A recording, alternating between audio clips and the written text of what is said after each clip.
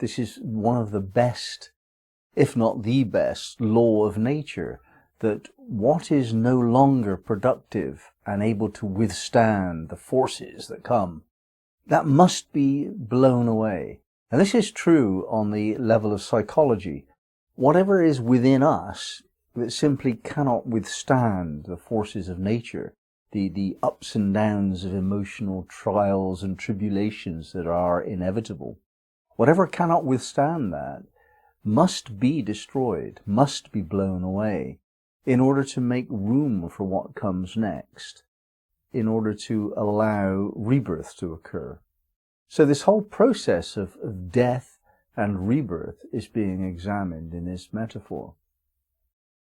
However much we struggle to hold on to the little things that we build in life, it's only temporary, and it comes to its end when the time has come for us to move on.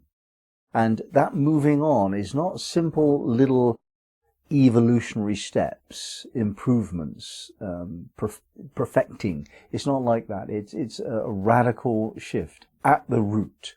The foundation of our lives is rooted out, and we need to build again. It's very distressing. Most people find it too much to bear. But if we are serious about our spiritual work, then we must bear it. And there are times, not often, but there are times, perhaps once or 2 or 3 times in extreme cases, during a lifetime, when everything is removed from us, everything. The foundation of our lives, which is like where we live, who we live with, what we do for work, and even deeper issues than that, who we regard ourselves to be. In other words, who we are.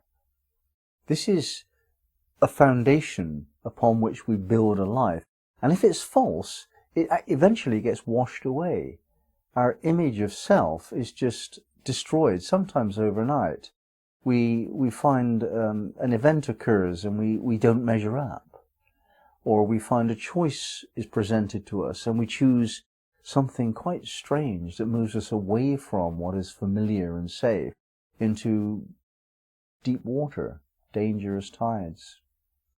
So that's how it is in life. We very rarely get through a whole life from beginning to end without going through some radical disturbance.